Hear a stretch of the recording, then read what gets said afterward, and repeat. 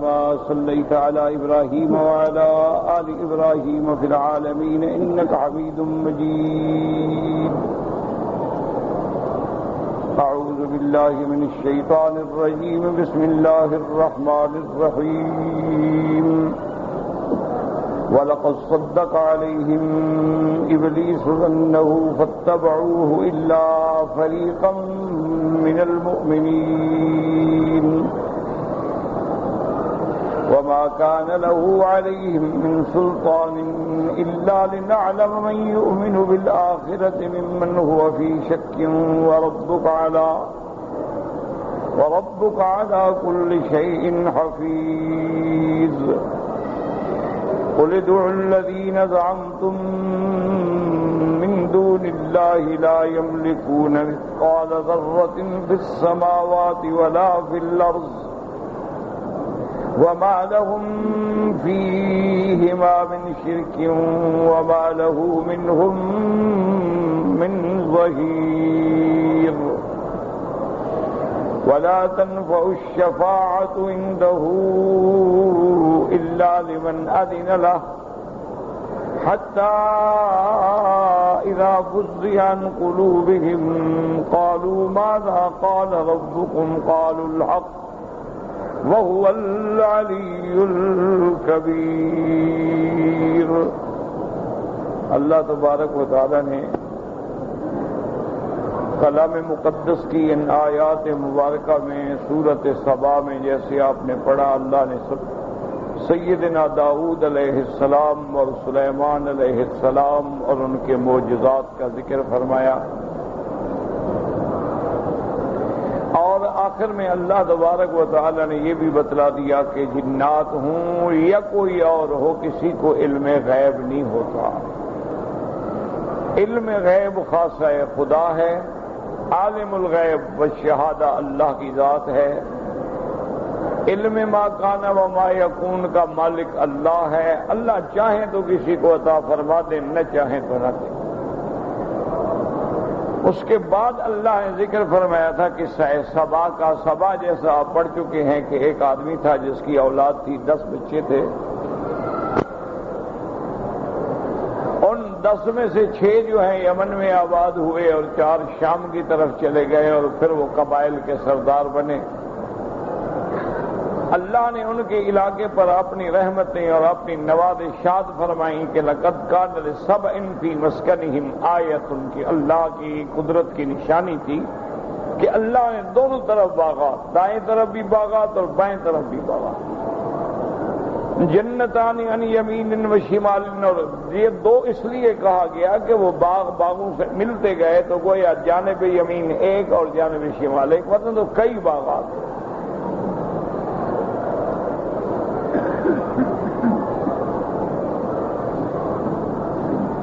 اللہ نے انہیں اپنی انعامات سے نوازا اور فرمایا کلوا من رزق ربکم، اللہ کے رزق سے فائدہ اٹھاؤ، واشکروا لہ، اس کا شکر ادا کرو کہ اللہ نے تمہیں کیسا علاقہ دیا، کیسا شہر دیا، کیسا مسکن دیا. بلدۃ طیبۃ ورب غفور، اور رب بھی بخشنے والا کہ کوئی غلطی ہو توبہ کرو گے، رجوع کرو گے تو اللہ معاف فرما دے. اتنی نعمتوں کے باوجود انہیں شکر کرنے کے بجائے الٹا اعراض کیا. فَأَعْرَضُوا، جب انہوں نے اعراض کیا، فَأَرْسَلْنَا عَلَيْهِمْ سَيْلَ الْأَرْمِ، پھر اللہ نے ان پر سیل ارم کے عذاب بھیجا. ارم کہتے ہیں بند کو، سیل پانی یعنی سیل ایسی آئی کہ بند ٹوٹ گئے.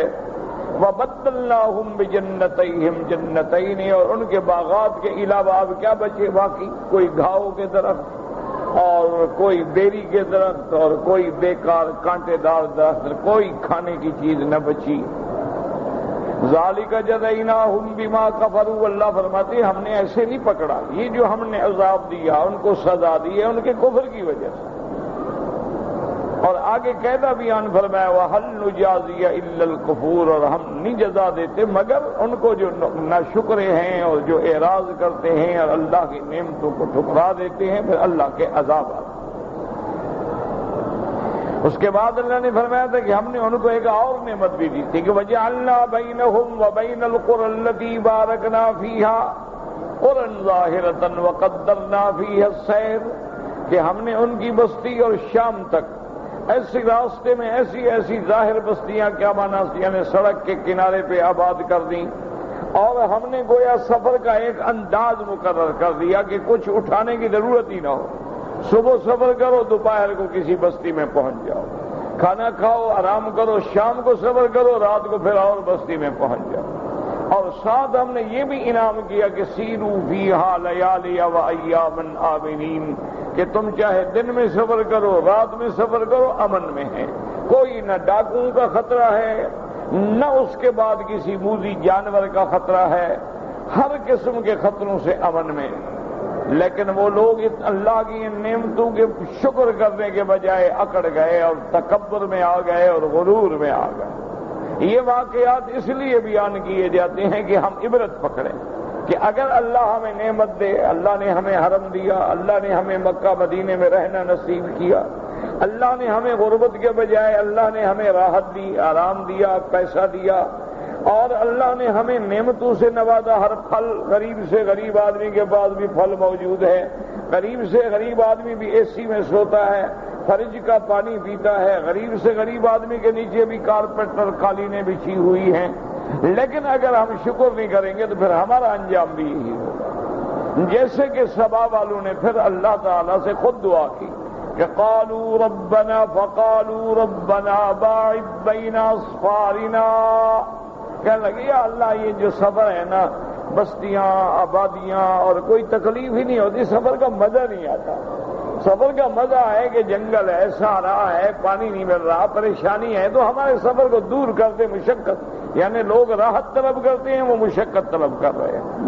اللہ نے فرمایا وَظَلَمُوا أَنفُسَهُمْ، انہوں نے اپنے اوپر خود ظلم کیا، ورنہ ہم نے تو ان کو نعمتیں نہیں تھی، لیکن جب انہوں نے اپنے اوپر ظلم کیا اور اللہ سے عذاب کے طالب ہوئے، فَجَعَلْنَاهُمْ أَحَادِيثَ، پھر ہم نے بھی ان کو ہلاک کر ڈالا اور قصے کہانیاں بن کے رہ گئے، وَمَزَّقْنَاهُمْ كُلَّ مُمَزَّقٍ، اور ہم نے ان کو ٹکڑے ٹکڑے کر ڈالا، کوئی قبیلہ عمان گیا، کوئی قبیلہ بصرہ گیا، کوئی قبیلہ مر میں گیا، کوئی قبیلہ شام میں گیا، سارے بالکل ٹکڑے ٹکڑے ہو گئے۔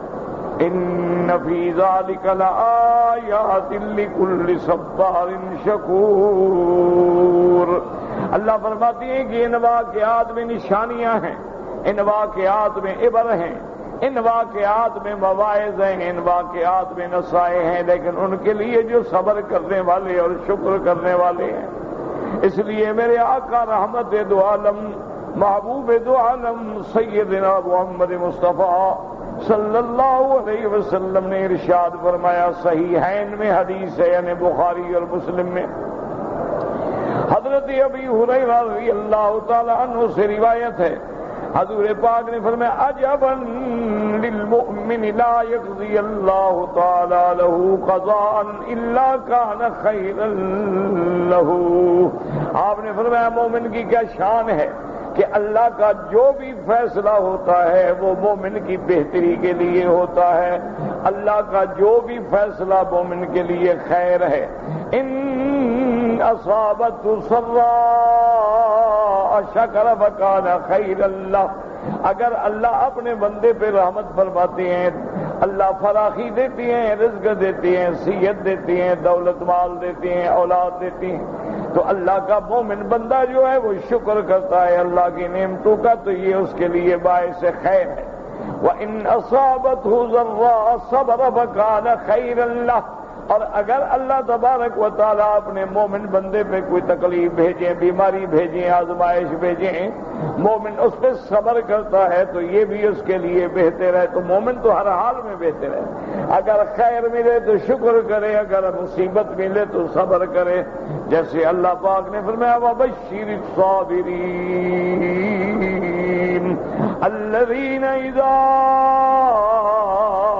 أَصَابَتْهُمْ مُصِيبَةٌ قالوا إنا لله وإنا إليه راجعون أولئك عليهم صلوات من ربهم ورحمة وأولئك فاولئک هم المہتدون۔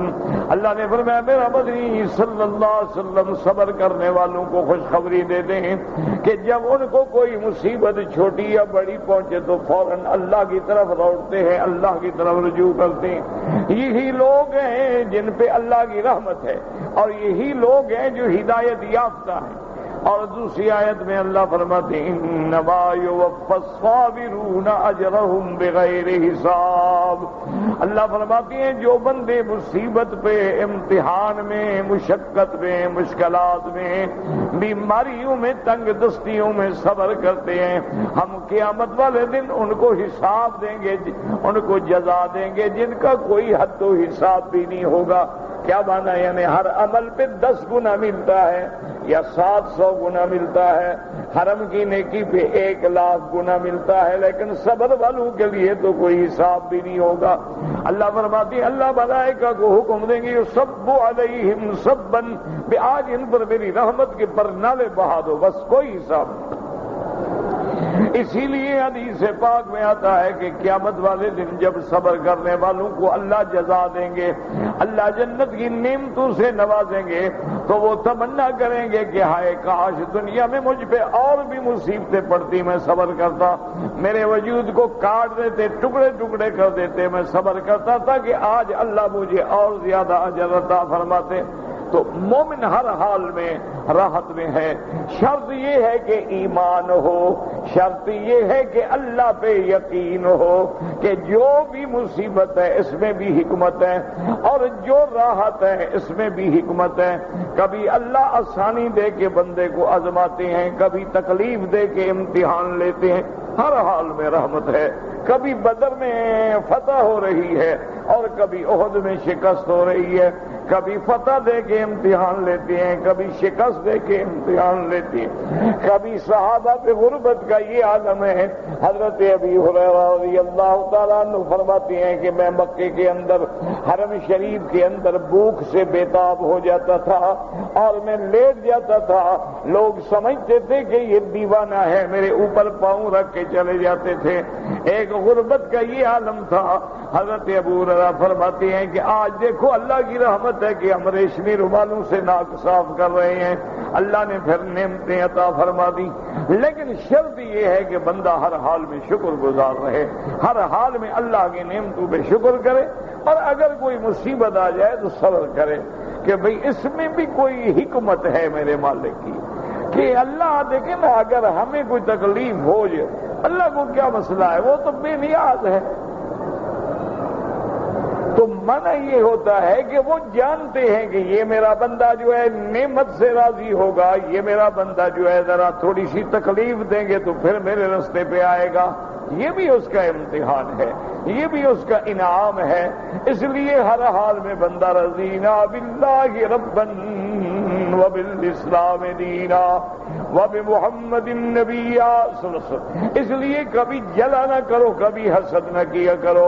اگر اللہ نے کسی کو غریب بنایا، کسی کو فقیر بنایا، کسی کو امیر بنایا، اس کی حکمتیں ہیں۔ اللہ تبارک و تعالیٰ فرماتی ہے کہ یہ بھی میری تقسیم ہے، یہ نہ سمجھا کرو کہ دیکھو یار یہ کیسے بن گیا اور میں کیسے رہ گیا، حکمت ہے۔ اگر مال نہیں ملا شکر کرو، کوئی وجہ ہے، اللہ کی نعمت ہے، یہ بھی اللہ کی نعمت ہے۔ اب اللہ فرماتے ہیں وَلَقَدْ صَدَّقَ عَلَيْهِمْ إِبْلِيسُ وَلَقَدْ صَدَّقَ عَلَيْهِمْ إِبْلِيسُ ظَنَّهُ فَاتَّبَعُوهُ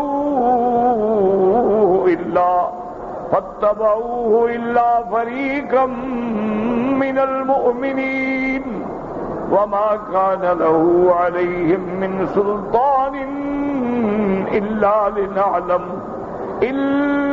لِنَعْلَمَ مَن يُؤْمِنُ بِالْآخِرَةِ مِمَّنْ هُوَ مِنْهَا فِي شَكٍّ وَرَبُّكَ عَلَىٰ كُلِّ شَيْءٍ حَفِيظٌ۔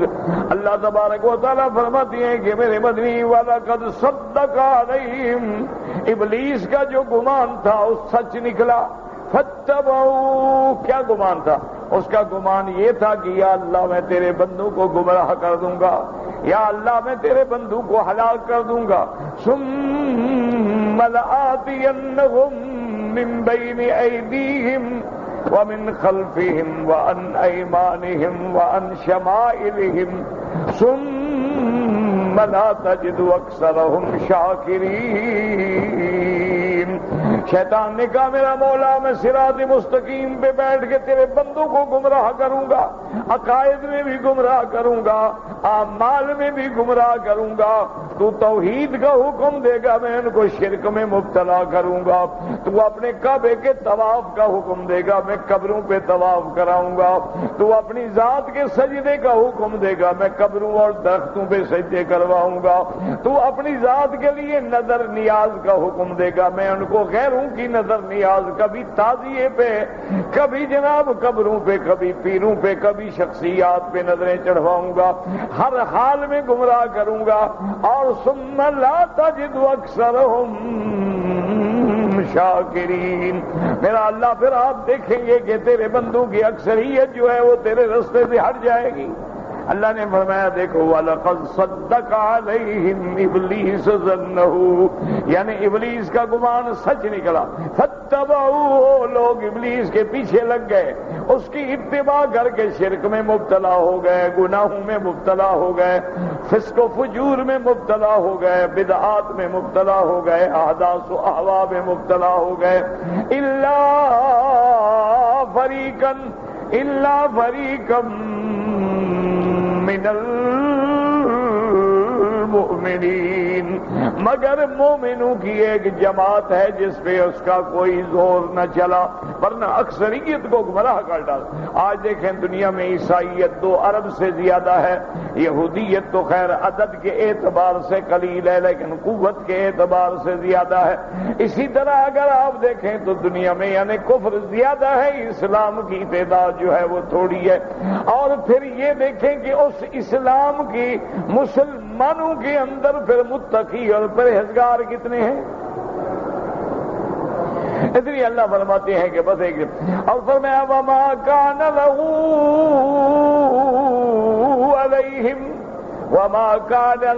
عَلَيْهِمْ مِنْ سُلْطَانٍ، شیطان کو کوئی قوت نہیں تھی، کوئی غلبہ نہیں تھا ان کو گمراہ کر دینے کا۔ اگر ہم چاہتے تو شیطان کسی ایک بندے کو بھی نہ بھٹکا سکتا، اگر ہم چاہتے تو شیطان کو مار دیتے، شیطان کو پیدا ہی نہ کرتے، ہلاک و برباد کر ڈالتے، لیکن اللہ فرماتے ہیں میں نے دنیا چونکہ دارالامتحان بنائی ہے تو ہم بھی امتحان لینا چاہتے ہیں، إِلَّا لِنَعْلَمَ مَن يُؤْمِنُ بِالْآخِرَةِ، تاکہ بات کھل جائے۔ اللہ تو جانتے ہیں کہ کون ہے جس کا آخرت پہ ایمان ہے اور کون ہے جو آخرت کے معاملے میں شک میں پڑا ہوا ہے۔ اللہ فرماتے ہیں لِيُمَيِّزَ اللَّهُ الْخَبِيثَ مِنَ الطَّيِّبِ، یہ امتحان ہے تاکہ کھوٹے اور کھرے کے درمیان میں تمیز ہو جائے، کھوٹے اور کھرے کا فیصلہ ہو جائے، صادقین اور کاذبین جو ہے الگ الگ ہو جائے۔ اس لیے ہم نے اپنی قدرت کے ساتھ اس کو یہ تسلط دیا، ورنہ اللہ چاہے تو شیطان کیا کر سکتا ہے۔ اس لیے دوسرے مقام پہ فرمایا ان عبادی لیس لک ان عبادی لیس لک علیہم سلطان الا من اتبعک من الغاوین۔ اللہ نے فرمایا بدبخت جو میرے بندے ہیں ان پہ تیرا کوئی زور نہیں چلے گا۔ اس لیے حدیث میں آتا ہے کہ ہر انسان کے ساتھ ایک کرین ہوتا ہے، ایک ملہم ہوتا ہے، یاد رکھو۔ کرین کا معنی شیطان اور ملہم کا معنی فرشتہ، اور حضور نے فرمایا وہ ملہم جو ہوتا ہے اس کے دل میں ڈالتا ہے بھائی چلو نماز پڑھ لیں، آج جمعہ حرم میں پڑھ لیں، آج طواف کر لیں، آج عمرہ کر لیں، آج قرآن سن لیں، آج درس میں بیٹھ جائیں، تو وہ اس کو اچھائی کی طرف۔ اور شیطان جو ہے اس کا چھوڑو یار یہ چند روزہ زندگی ہے، جب بوڑھے ہو جاؤ نا پھر آگے حرم میں بیٹھ جائے نا، ابھی جوانی ہے ذرا کھا پی لو، چلو باہر چلتے ہیں، آج کرکٹ دیکھتے ہیں، فٹ بال کھیلتے ہیں، آج باہر جا کے سیر کرتے ہیں، موسم بڑا اچھا ہے، پکنک مناتے ہیں، آج نیو ایئر نائٹ مناتے ہیں، آج یہ کرتے ہیں، تو وہ کرین ہوتا ہے۔ صحابہ نے پوچھا یا رسول اللہ کیا آپ کے ساتھ بھی کرین ہے؟ آپ بھی تو انسان ہیں نا، وہ افضل البشر ہیں، خیر البشر ہیں۔ آپ نے فرمایا کہ ہاں میرے ساتھ بھی کرین ہے، ولکنہ اسلم، لیکن اللہ تعالیٰ نے میری حفاظت کے لیے وہ کرین، وہ جن شیطان جو ہے وہ بھی مسلمان ہو گیا۔ لا یامرنی الا بخیر، وہ مجھے خیر کی بات تو کہتا ہے، شر کی بات نہیں کہتا۔ اس لیے اللہ نے فرمایا جو میرے بندے ہیں ان پہ تیرا جادو نہیں چل سکتا، جو میرے بندے ہیں ان کو تو گمراہ نہیں کر سکتا۔ ان عبادی لیس لک علیہم سلطان، تیرا جادو بھی ان پہ چلے گا جو تیری پیروی کریں گے، جو گمراہ ہوں گے۔ جو میرے بندے ہیں وہ ہر وقت میرے ذکر میں ہیں، میرے فکر میں ہیں۔ جب قرآن پڑھیں گے، نماز پڑھیں گے، میرا ذکر کریں گے تو شیطان خود بخود ناکام ہو کے بھاگ جائے گا۔ اس لیے فرمایا ہم تو کسی پر بھی اس کو تسلط نہ دیتے، لیکن پھر امتحان کیسے ہوتا؟ ان ربک علی کل شیء حفیظ، ہر چیز پر اللہ حفاظت کرنے والے ہیں، لیکن اس کے باوجود اللہ نے امتحان کے لیے کھلا چھوڑ دیا۔ ضل من ضل، جس نے گمراہ ہونا ہے گمراہ ہو جائے، جس نے ہدایت پہ آنا ہے ہدایت پہ آ جائے۔ اس لیے اللہ فرماتے ہیں انا ہدیناہ السبیل اما شاکرا و اما کفورا۔ اللہ فرماتے ہیں ہم نے رستہ دکھلا دیا ہے کہ یہ طریق ہے، یہ صراط مستقیم ہے، یہ حزب الرحمن ہے، یہ حزب الشیطان ہے، یہ حق ہے، یہ باطل ہے، یہ صدق ہے، یہ کذب ہے، یہ جنت کا رستہ، یہ جہنم کا رستہ، آگے تیری مرضی، جو تو رستہ اختیار کرنا چاہتا ہے کر۔ اس لیے اللہ فرماتے ہیں ومن شاء منکم فلیؤمن ومن شاء منکم فلیکفر، تم میں جو چاہے ایمان لانا ایمان لائے، جو چاہتا ہے کافر بننا کافر بنے، مجھے کیا ہوگا؟ تیرے ایمان کا فائدہ تجھے ہوگا، تیرے کفر کا نقصان تجھے ہوگا۔ حدیث پاک میں آتا ہے اللہ فرماتے ہیں ساری کائنات اگر متقی بن جائے، مسلمان بن جائے، میرا تو فائدہ کوئی نہیں، اور اگر سارے کافر بن جائے میرا نقصان کوئی نہیں۔ کیوں؟ میں تو قادر ہوں، میں جب چاہوں ان کو فنا کر دوں، ان کے بجائے اور قوم پیدا کر دوں، جب میں چاہوں ان کو ہلاک کر دوں۔ میرے لیے تو یہ تو تیرے لیے ہے۔ من اہتدی فإنما يهتدي لنفسه ومن ضل فإنما يضل عليها، جس نے ہدایت کا رستہ اختیار کیا اس کے لیے اپنا فائدہ، جس نے گمراہی کا اختیار کیا گمراہی کا وبال بھی اسی پہ پڑے گا۔ اس لیے اللہ نے فرمایا وَرَبُّكَ عَلَىٰ كُلِّ شَيْءٍ حَفِيظٌ، اللہ حافظ ہیں، ہر چیز بھی حفاظت کرنے والے ہیں، لیکن اپنے بندوں کو مجبور کر کے مسلمان نے کیا۔ اللہ کو جبر والا اسلام پسند نہیں ہے۔ اللہ نے دلائل دے دیے ہیں لِيَهْلِكَ مَنْ هَلَكَ عَنْ بَيِّنَةٍ وَيَحْيَىٰ مَنْ حَيَّىٰ عَنْ بَيِّنَةٍ، جس نے برباد ہونا ہے یہ نہیں کہہ سکتا کہ جی مجھے تو پتہ نہیں لگا، مجھے توحید سمجھ نہیں آئی، اور مجھے انبیاء اور رسولوں کی بات جناب پہنچی نہیں، مجھے تو کسی نے قرآن سنایا ہی نہیں۔ نہیں، اللہ نے ہم نے ہر چیز کھول دی ہے، اب آگے تیری مرضی ہے تم کیا اختیار، اور اسی پہ سزا جزا ملے گی۔ ایمان اختیار کرو گے جنت ملے گی، کفر اختیار کرو گے تو سزا ملے گی۔ اب اللہ فرماتے ہیں قُلِ ادْعُوا الَّذِينَ زَعَمْتُم مِّن دُونِ اللَّهِ لَا يَمْلِكُونَ مِثْقَالَ ذَرَّةٍ فِي السَّمَاوَاتِ وَلَا فِي الْأَرْضِ، اللہ پاک فرماتے ہیں جن کو تم مجھے چھوڑ کے خدا بنا بیٹھے ہو، جن کو تم نے الہہ سمجھا ہے، جن کو تم نے حاجت روا سمجھا ہے، مشکل کشا سمجھا ہے، ان کو ذرا بلاؤ، ان کو تو ذرا پکارو۔ لا یملکون مثقال ذرۃ فی السماوات ولا فی الارض، وہ تو آسمان و زمین میں کسی ذرے کے مالک بھی نہیں، تمہیں کیا دیں گے؟ جب وہ خود ایک ذرے کے برابر بھی مالک نہیں ہے تو تمہیں کیا دیں گے؟ تم جو پکارو گے تمہیں کیا دیں گے؟ لا یملکون مثقال ذرۃ فی السماوات ولا فی الارض۔ یاد رکھو اصل میں کافروں کی کئی قسمیں ہیں۔ بعض کافر یہ سمجھتے تھے کہ یہ جو ہمارے آلیہ ہیں سب خیر شر ان کے ہاتھ میں ہے، وہ سمجھتے تھے جو کچھ ہے ان کے ہاتھ۔ اچھا، اب آلیہ سے کیا مراد ہے؟ بعض کا عقیدہ تھا ستاروں پہ، وہ کہتے تھے کہ جو کچھ دنیا میں ہو رہا ہے یہ سب ستاروں کا چکر ہے، یہ ستارہ ادھر ہو گیا، یوں ہوگا، یہ ہو گیا، میں نے سب کچھ ان کے ہاتھ میں ہے۔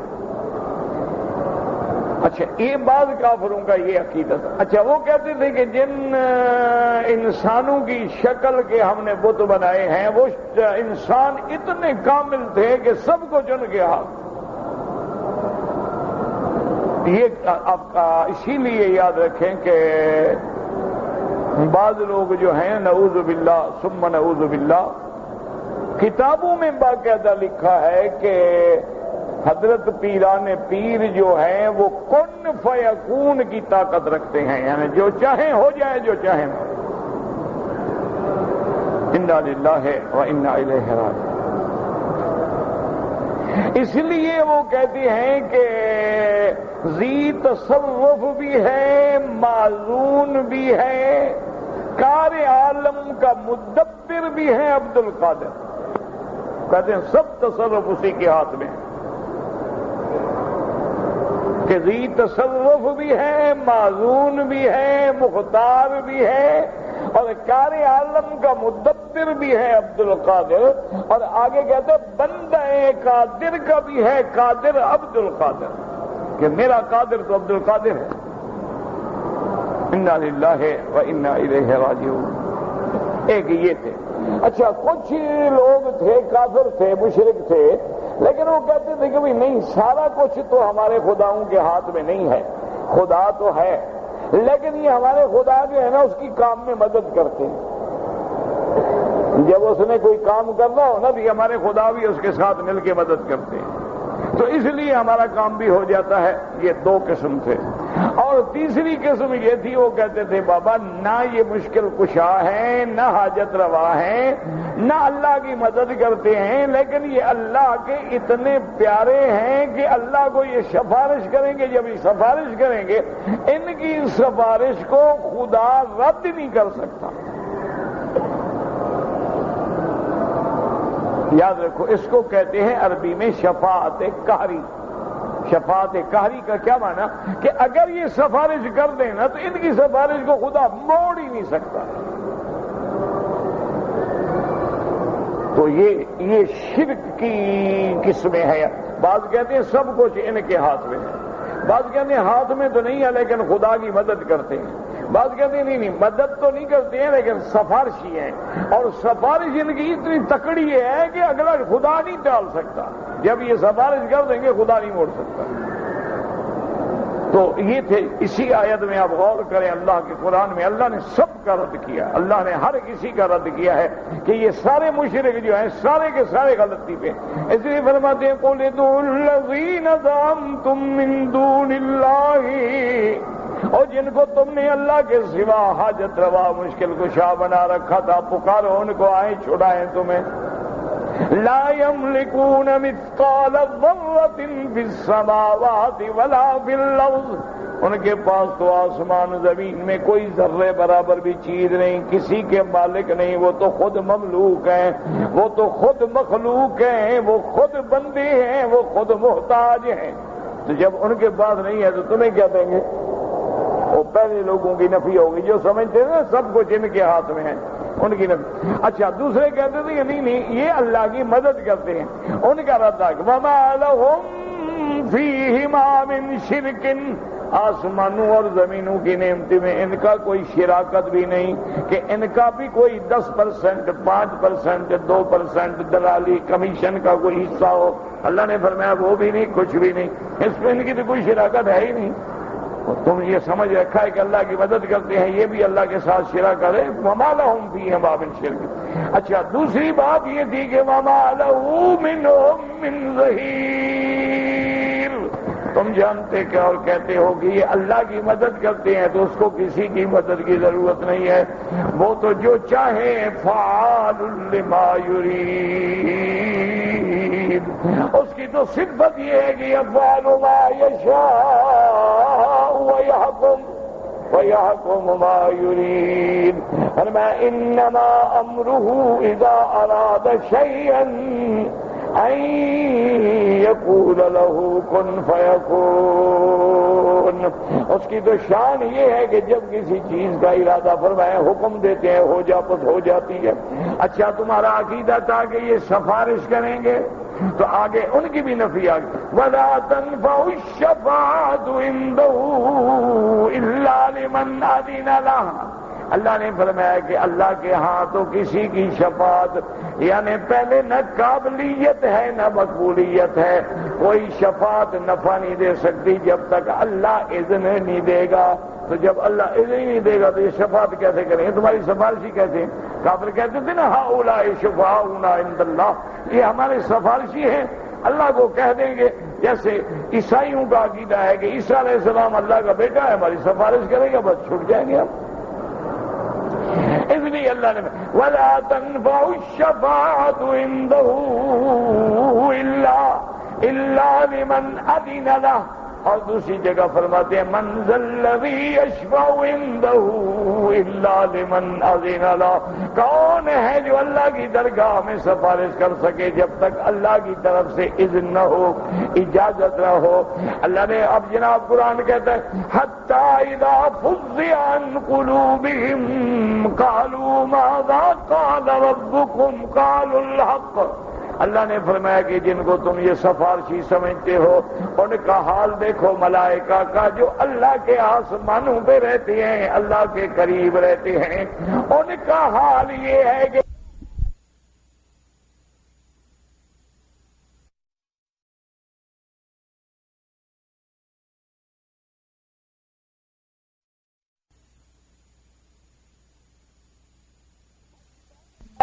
حتیٰ اذا فزع، وہ گھبرا جاتے ہیں، سجدے میں گر جاتے ہیں۔ پھر جب ان کی پریشانی، ان کی گھبراہٹ کم ہوتی ہے تو پوچھتے ہیں ماذا قال ربکم قالوا الحق۔ یہ تو ان کا حال ہے، ملائکہ کا تو یہ سفارش کیسے کریں گے؟ اس لیے ایک حدیث مبارک میں آتا ہے کہ جب اللہ حکم دیتے ہیں تو حملۃ العرش ہیں، پھر ان کے نیچے فرشتے، ان کے نیچے فرشتے، ان کے نیچے فرشتے، سب کے سب سجدے میں گر کے تسبیح و تحمید میں مشغول ہو جاتے ہیں، اور ان پہ اتنی گھبراہٹ طاری ہو جاتی ہے کہ جرت نہیں ہوتی ہے۔ پھر نیچے والے اوپر والوں سے پوچھتے ہیں اللہ نے کیا حکم دیا؟ پھر یہ ان سے پوچھتے آخر میں ملائکہ کہتے ہیں اللہ نے جو حکم دیا ہے وہ حق ہے۔ تو جب ملائکہ کا یہ حال ہے تو تم کیا سفارش کرو گے؟ یا تمہارے یہ بت کیا سفارش کریں گے؟ یا تمہارے یہ معبودان باطلہ جو ہیں یہ کیا سفارش کریں گے؟ وہاں تو یہ ہے کہ حکم ہوگا تو اللہ کے فرشتے کانپ جائیں گے۔ اس لیے ایک روایت مبارک میں آتا ہے کہ قیامت والے دن جب اللہ فرمائیں گے یا عیسیٰ ابن مریم انت قلت للناس اتخذونی وأمی الہین من دون اللہ۔ اللہ فرمائیں گے عیسیٰ ابن مریم کیا تم نے لوگوں سے کہا تھا کہ مجھے بھی اور میری ماں کو بھی خدا سمجھو؟ حالانکہ اللہ تو جانتے ہیں مقصد یہ ہوگا کہ وہ دنیا جو ان کو خدا مانتی تھی آج قیامت کے میدان میں ذلیل ہو جائیں گے۔ دیکھو عیسیٰ سامنے کھڑا ہے، اللہ خود عیسیٰ علیہ السلام سے پوچھ رہے ہیں اَأَنْتَ قُلْتَ لِلنَّاسِ اتَّخِذُونِي وَأُمِّيَ إِلَٰهَيْنِ مِن دُونِ اللَّهِ قال سبحانك ما يكون لي ان اقول ما ليس لي بحق۔ بعض روایات میں آتا ہے کہ حضرت عیسیٰ علیہ السلام تقریباً 500 سال کی مدت کانپتے رہیں گے، جواب نہیں دے سکیں گے۔ اس کے بعد عرض کریں گے کہ مولا تیری ذات پاک ہے، میں وہ بات کیسے کہہ سکتا ہوں جو مجھے ذبح ہی نہیں دیتی؟ اللہ میں بندہ ہوں، آپ خدا ہیں، میں مخلوق ہوں، آپ خالق ہیں، میں مملوک ہوں، آپ مالک ہیں، میں کھانے کا محتاج، پینے کا محتاج، رہنے کا محتاج، جگہ کا محتاج، آپ ہر ایک دیا۔ میں کیسے کہہ سکتا ہوں کہ مجھے اور میری اماں کو خدا مانو؟ میری ماں کے پیٹ سے میں پیدا ہوا ہوں، میری ماں کو تکلیفیں ہوئی، میری ماں کو درد ذہ ہوا، وہ بھی خدا ہوتا ہے جس کو درد ذہ ہو جائے؟ یا اللہ یہ تو بندے کو لائق ہی نہیں، میں یہ بات کیسے کہہ سکتا ہوں؟ سبحانک ما یکون لی ان اقول ما لیس لی بحق ان کنت قلتہ فقد علمتہ۔ میرا اللہ اگر میں نے کہا ہے آپ جانتے ہیں، آپ تو علام الغیوب ہے نا میرا مولا، اگر میں نے کہا ہے تو آپ کے آگے چھپی ہوئی ہے بات۔ ما قلت لهم الا ما امرتنی به، میں نے تو اپنی امت سے وہی کہا جو تیرا حکم تھا کہ اللہ کی عبادت کرو، اسی کی وحدہ لا شریک کی عبادت کرو، تمام انواع عبادت کا حقدار صرف اللہ ہے، معبود برحق صرف اللہ کی ذات ہے۔ تو اس لیے اللہ فرمائیں گے کہاں ہے وہ سفارشی تمہارے؟ وَلَا تَنْفَعُ الشَّفَاعَةُ عِنْدَهُ إِلَّا لِمَنْ أَذِنَ لَهُ حَتَّى إِذَا فُزِّعَ عَنْ قُلُوبِهِمْ قَالُوا مَاذَا قَالَ رَبُّكُمْ قَالُوا الْحَقَّ۔ اب جناب فرشتے پوچھیں گے کہ کیا اللہ کا حکم ہے؟ اللہ تبارک و تعالیٰ کے فرشتے جواب دیں گے کہ اس نے حکم جو دیا ہے اللہ کا ہر حکم حق ہے۔ وَهُوَ الْعَلِيُّ الْكَبِيرُ، اور اسی کی ذات جو ہے وہ بلند ہے، اسی کی ذات جو ہے وہ بڑی ہے، باقی سب اس کے سامنے محتاج ہیں، سب اس کے سامنے حاضر ہونے والے ہیں، سب اس کے سامنے مخلوق ہیں، کوئی اس کے سامنے کسی قسم کی حجت نہیں کر سکتا ہے۔ تو اللہ نے تمام مشرکین کا رد بھی بیان فرما دیا، اور اللہ نے یہ بھی بتلا دیا کہ میری نعمتوں کا شکر کرو گے تو پھر انعام ملے گا، اور اگر کفر کرو گے تو پھر اللہ پکڑ لیتے ہیں، اللہ مہلت دیتے ہیں دیتے ہیں دیتے ہیں، جب بندے نہیں سمجھتے ہیں تو پھر پکڑ لیتے ہیں۔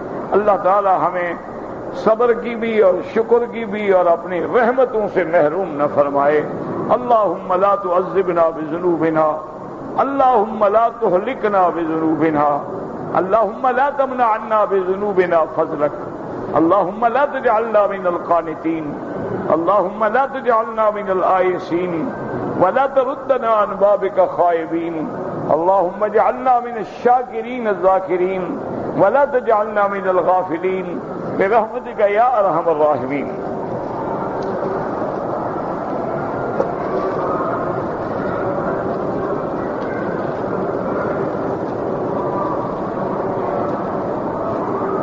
کہتے جی کہ احرام کے بغیر، یعنی احرام میں تو شکار منع ہے، لیکن احرام کے بغیر شکار کھیلنا، یاد رکھو شکار حد حرم میں ہر حال میں منع ہے۔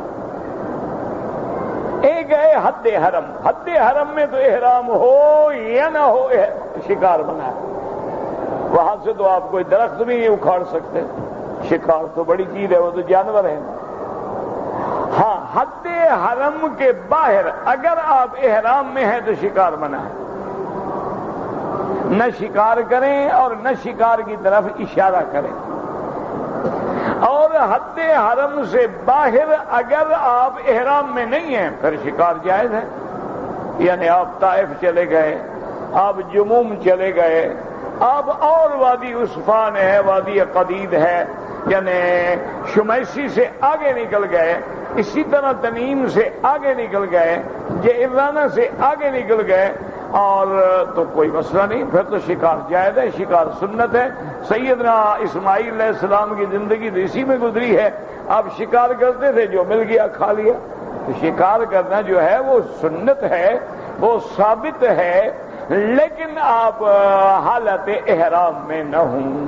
ویسے شکار پر ایک حضرت شیخ سعدی رحمت اللہ علیہ نے ایک بڑی عجیب حکایت لکھی ہے۔ وہ کہتے ہیں کہ بھئی دو، یعنی سمجھ رہے ہیں، دو کبوتر یا کبوتری یا پرندے کوئی بھی تھے، بیٹھے تھے، دور سے دیکھا انہوں نے تو ایک بزرگ آ رہا ہے، بڑے جناب پگڑیاں ہیں، تسبیحاں ہیں، جبے ہیں، وہ ہے بڑے۔ تو ایک کبوتر نے دوسرے سے کہا کہ وہ بندہ آ رہا ہے، اڑو نکل چلے ہم۔ اس نے کہا اللہ کے بندے ہم کیوں نکل جائیں؟ اس نے کہا یار کیا پتا، بندہ انسان ہے نا۔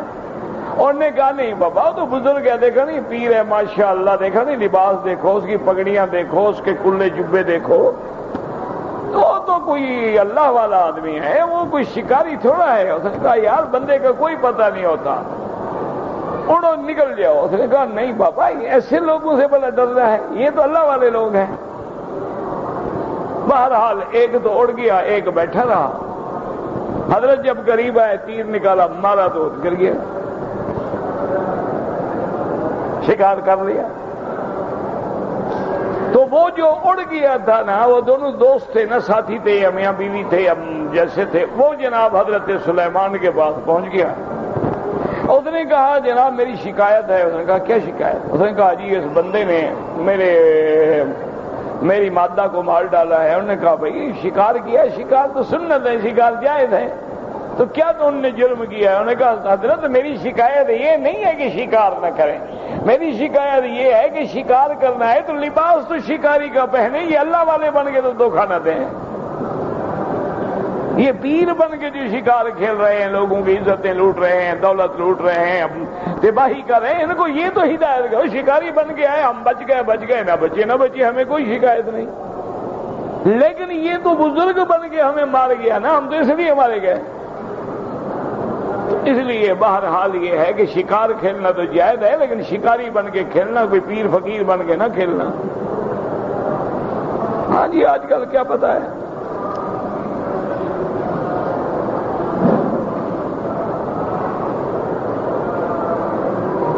کہتے ہیں جی کہ میں نے ایک آدمی سے کہا کہ حضور کے والدین جو ہیں ان کے بارے میں، تو اس نے کہا کہ ہاں حضور کے والدین ایمان پہ نہیں ہیں۔ میرا بھائی دیکھو نا، اس میں پہلی بات یہ ہے کہ ادب کا تقاضا یہ ہے کہ ایسے مسائل میں الجھا ہی نہ کرو، کیوں؟ یہ ایک ادب کا تقاضا، احترام، ورنہ ایک اصولی بات ہے۔ حضور کے والدین حضور کی نبوت ملنے سے پہلے فوت ہو گئے یا بعد میں؟ اسلام کیسے لائے وہ؟ ابھی تو قرآن آیا ہی نہیں، وحی آئی نہیں، حضور نے نبوت کا اعلان ہی نہیں کیا۔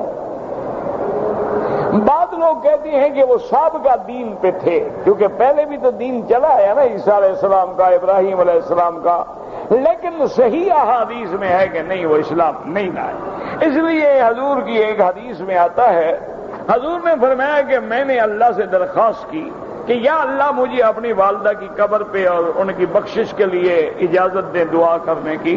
اللہ نے مجھے قبر پہ جانے کی اجازت تو دے دی، لیکن بخشش مانگنے کی اجازت دی۔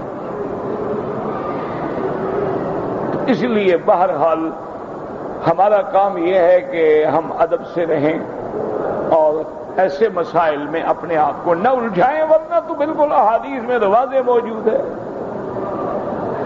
اللہ تبارک و تعالی رحمت فرمائے۔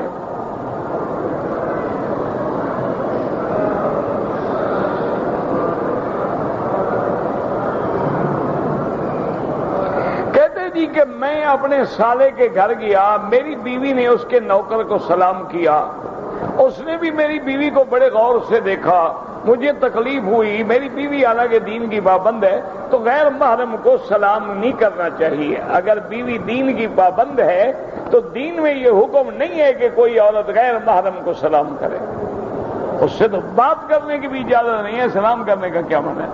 اگر وہ بات کرے تو نرم جواب دینے کی بھی اجازت نہیں ہے۔ فلا تخضعن بالقول، آئندہ بیوی کو کہو کہ ایسا نہ کیا کرے، بس بات ختم ہو گئی۔ میں کئی دفعہ طائف آتا جاتا ہوں، آپ کے لیے عمرہ ضروری نہیں ہے۔ دیکھو بھائی کچھ اصل بات سمجھو، طائف میقات ہے، اگر ممکن ہے عمرہ کرنا تو سبحان اللہ تمہیں میقات کا عمرہ ملے گا، اور اگر تم مجبور ہو، ایک ڈرائیور ہے صبح جاتا ہے شام کو جاتا ہے، صبح کتنے عمرے کرے گا بیچارہ؟ ایک ملازم ہے اس کو ہر دوسرے دن جانا پڑتا ہے طائف، وہ کتنے عمرے کر لے گا؟ تو اگر مجبور ہو تو کوئی جرمانہ نہیں، اور اگر مجبور نہیں ہو تو عمرہ نہ چھوڑا کرو۔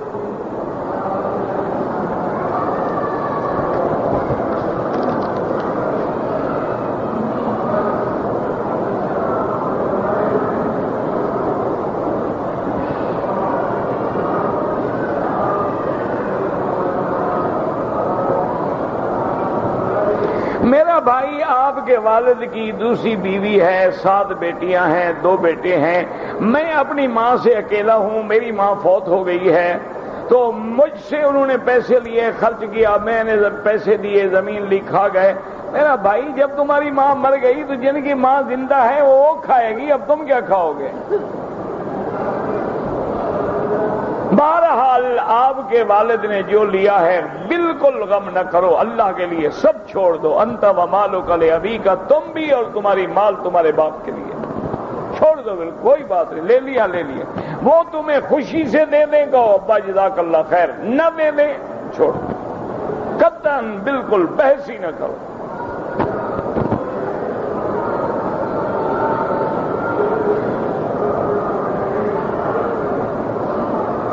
پاکستان میں ہم نے جو جنازے پڑھے ہم کو آتی ہے، اچھا ادھر جو جنازہ ہوتی ہے ہماری سمجھ میں نہیں آتی ہے، کیا نہیں آتی ہے کہ بچہ ہے، بچی ہے، لڑکا، کوئی نہیں آتی، یہ تو آتی ہے نا جو امام پڑھ رہا ہے اللہ اکبر، بس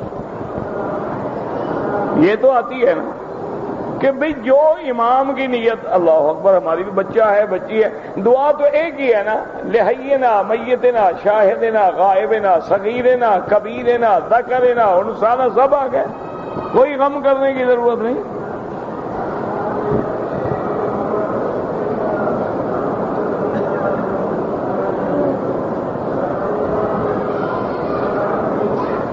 اچھا میں اپنی بیوی سے قرآن پڑھتا ہوں، بڑی اچھی بات ہے، لیکن ہمارے درمیان میں کبھی جھگڑا بھی ہوتا ہے، بیوی کو مارتا بھی ہوں، تو بہرحال تم بیوی کو مارا نہ کرو، اب اس کے تم پہ دو حق ہو گئے، ایک بیوی کا ایک استاد کا، لیکن بہرحال قرآن پڑھا کرو، قرآن سیکھا کرو، کوئی منع نہیں۔ یہ جاہل لوگ کہتے ہیں استاد بن گیا تو ماں باپ بن گیا، ماں باپ تھوڑا بن جاتا ہے، لیکن مارا نہ کرو نا، اب اس کے دو حقوق ہو گئے ہیں۔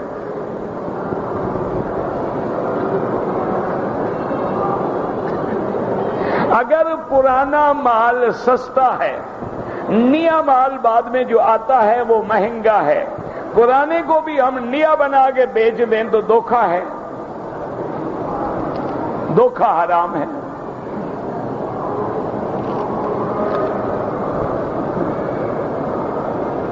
اگر خطبے کے دوران میں امام صاحب دوران خطبہ حضور کا نام لیں، دل میں تو صلی اللہ علیہ وسلم کہیں لیکن زبان سے نہ پڑھیں، کیونکہ خطبے کا حکم یہ ہے کہ سنو، چپ رہو، حتیٰ کہ کوئی بول رہا ہے اس کو بھی نہ کہو کہ چپ کر، اگر آپ نے اس سے کہا کہ انصت فقد لغوتا، حضور نے فرمایا تیرا ثواب بھی چلا گیا۔ تو جب امر بالمعروف والنہی عن المنکر کرنا منع ہے تو درود شریف پڑھنا یا دعا میں آمین آمین آمین جیسے شور کرتے ہیں تو ناجائز ہے۔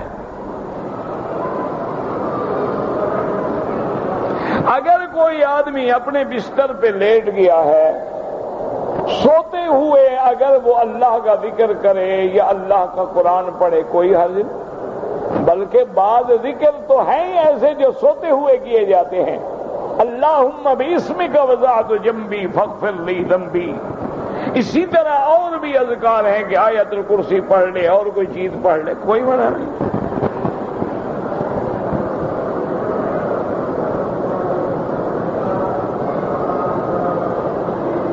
حالت حیض میں ایک عورت تھی، حیض کی وجہ سے وہ طواف نہیں کر سکی، لیکن جب قافلے کی روانگی کا وقت آ گیا تو عورت پاک ہو گئی۔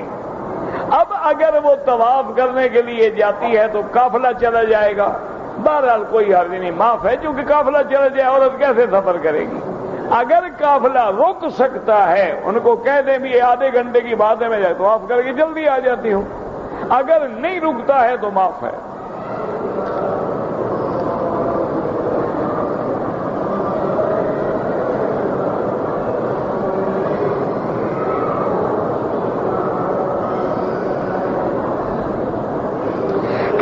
کہ اگر کسی آدمی نے مجھے 50,000 روپے کاروبار کے لیے دیے، مجھے ڈاکوؤں نے لوٹ لیا اور 50,000 میرا لے گئے، اب آپ شرعاً پابند ہیں، امانت تھوڑی ہے، کاروبار کے لیے دیا تھا نا اس نے، آپ کو دینا ہے، ڈاکو لوٹے بھائی چور لوٹے، تھوڑا تھوڑا کر کے ادا کرتے رہو، نیت کر لو ادا کرنے کی، اللہ برکت دے دیتے ہیں۔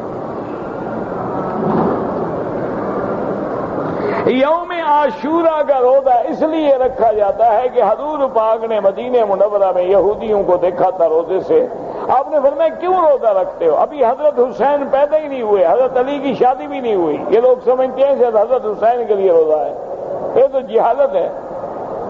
تو انہوں نے کہا یا رسول اللہ اسی دن فرعون غرق ہوا تھا اور موسیٰ علیہ السلام نجات ملی تھی۔ آپ نے فرمایا پھر موسیٰ علیہ السلام سے تو ہمارا تعلق زیادہ ہے، ہم آئندہ روزہ رکھیں گے۔ حضور نے حکم دیا مسلمانوں کو کہ تم بھی روزہ رکھا کرو، لیکن تم ایک نہیں 2 رکھے کرو۔ صوموا یومن قبلہ و یومن بعدہ، یا تو 9 اور 10 رکھو یا 10 اور 11 رکھو۔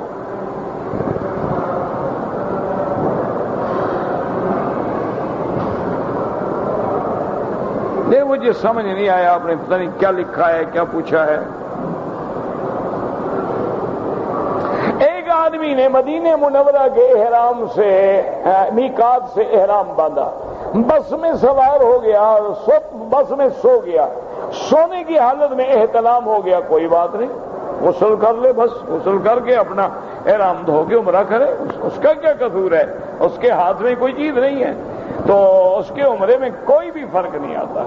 ربنا تقبل منا انك انت السميع العليم وتب علينا انك انت التواب الرحيم اللهم اجعل لنا وللمسلمين من كل هم فرجا ومن كل ضيق مخرجا ومن كل بلاء عافية اللهم فرج هم المهمومين نفس كرب المكروبين وقض الدين عن المدينين واشفنا واشف مرضانا ومرضى المسلمين۔ یا اللہ بلاد اسلام کی حفاظت فرما، یا اللہ اس بلد الامین کو قیامت تک ہر فتنے سے محفوظ فرما، یا اللہ پاکستان کو استحکام نصیب فرما، یا اللہ قرآن و سنت کا قانون نافذ فرما، یا اللہ قرآن و سنت پہ چلنے والوں کی نصرت اور مدد فرما، یا الہ العالمین ہمارے گناہ معاف فرما، بیماروں کو شفا عطا فرما، بے حیاؤں کو حیا عطا فرما، بے اولادوں کو اولاد عطا فرما، جن کی اولادیں ہیں ان کو صالح بنا۔ یا اللہ اس عاجز کو جن لوگوں نے فون کیے، خط لکھے، ای میل بھیجی، دعاؤں کے لیے سب کی حاجتیں پوری فرما، سب کی آرزویں پوری فرما، سب کی تمنائیں پوری فرما، ہر بیمار کو شفا عطا فرما۔ یا اللہ جو زندہ ہیں ہدایت کے فیصلے فرما، جو فوت ہو گئے ان کی قبروں کو باغ جنت بنا دے۔ سبحان ربک رب العزت عما یصفون وسلام علی المرسلین الحمد للہ رب العالمین صلی اللہ تعالی علی خیر خلقہ سیدنا محمد وآلہ وصحبہ اجمعین۔ اللهم صل علی سیدنا محمد وعلی آلہ